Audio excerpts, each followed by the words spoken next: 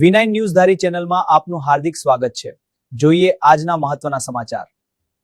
ધારી નજીક આવેલ ગફન resort and હોટલના મેનેજમેન્ટની બેદરકારીના કારણે કસ્ટમરના 11.5 લાખના દાગીના અને રોકડ રકમની ચોરી।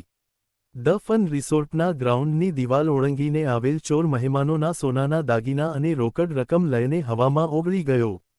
તા 1 મે 2026ની વહેલી સવારે બનેલ બનાવ। ધ ફન રિસોર્ટ એન્ડ હોટલમાં એક પરિવાર લગ્નમાં હાજરી આપવા આવેલ અને હોટલ મેનેજમેન્ટની સિક્યોરિટીની બેદરકારીથી બનેલ બનાવ। ધારી પોલીસ સ્ટાફ ઘટના સ્થળે પહોંચી તપાસ હાથ ધરી। ચોરી કરવામાં સફળ રહેલા ચોરનું પગેરું મેળવવા ધારી પોલીસે ડોગ સ્કોડની મદદ લીધી। જે પરિવારના દાગીના ચોરાયા છે તેઓ મધ્યમ વર્ગનો પરિવાર છે। આખી જિંદગીની કમાણી હોટલ મેનેજમેન્ટની ભૂલના કારણે ચોરી થયેલ છે। હોટેલની પાછળ એક સામાન્ય દિવાલ ઓળંગીને ચોર હોટલમાં આવે છે, જેનો વિડિયો સીસીટીવી કેમેરામાં કેદ થયેલ છે।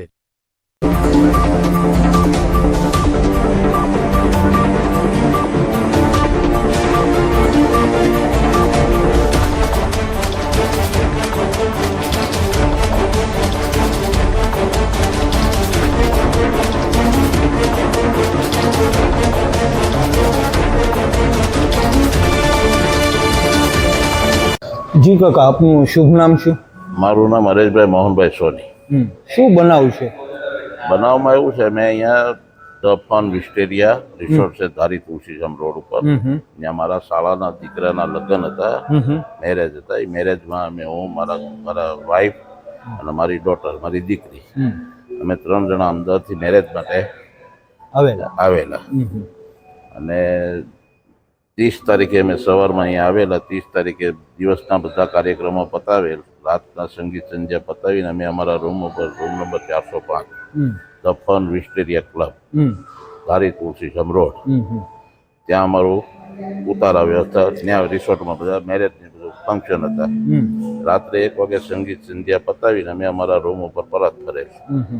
રાતના સમય હોવાથી, આરામ કરવાનો ટાઈમ હોવાથી, મારી પત્નીએ એમનો પોતાનો જે પહેરેલ દાગીનો, મંગળસૂત્ર, 3 વીંટી, બુટી અને ઘડિયાળ એ પોતાના પર્સમાં મૂકેલ અને પર્સ પોતાનો માથાની બાજુમાં રાખેલ।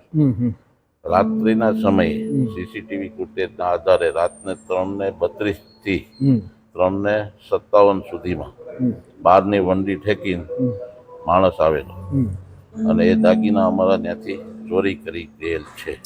જે ચોરી થયેલી છે ફન હોટલમાં, સિક્યુરિટી રાખવી જરૂરી છે? હોટલના માલિકની જવાબદારી? 100% હોટલના માલિકની જવાબદારી આવે। અને આવડું મોટું ફંક્શન છે તો એના અંડરમાં આવે છે, એને સિક્યુરિટી સ્ટાફ સમયાંતરે બેહારવો પડે। બરોબર, એને બદલે એ નથી, તમને સંતોષ નથી એવું છે? એ 100%। તમે જે ખર્ચ કરીને આજે આવડો મોટો રિસોર્ટ ફંક્શન રાખેલું હતું, કાર્યક્રમ હતો, લગ્ન હતો, એની અંદર જે ફન હોટલના માલિક છે એને તમને સિક્યુરિટી પૂરી પાડી નથી શક્યા અને આજે તમારે 11.5 લાખ રૂપિયાના દાગીનાની ચોરી થયેલી છે, ત્યારે એ માટે જવાબદાર તો હોટલના સંચાલકો 100%। એને સિક્યુરિટી, આવડો મોટો કાર્યક્રમ છે, આવડો મોટો આમાં મેરેજના ફંક્શનમાં જ્યારે લોકો દાગીના પહેરીને આવતા હોય તો સિક્યુરિટી, હોટલની સિક્યુરિટીની ફરજમાં આવે છે કે આવનાર માણસને પૂછવું પડે ભાઈ કોને ત્યાં જવાનું છે, અને એટલી સિક્યુરિટી ના પૂછે તો પણ સિક્યુરિટી બેઠી હોય તો આવનાર વ્યક્તિને થોડોક, અને દિવાલ પણ ઊંચી તો નથી ના, દિવાલે પણ એનો જે કમ્પાઉન્ડ વોલ છે એ નીચી જ છે, હાવ નીચી છે, એને ત્યાં વ્યવસ્થિત કરવી પડે અને સિક્યુરિટી જાળવવી પડે, તાર ફેન્સિંગ કરી વ્યવસ્થિત એને કરવી પડે।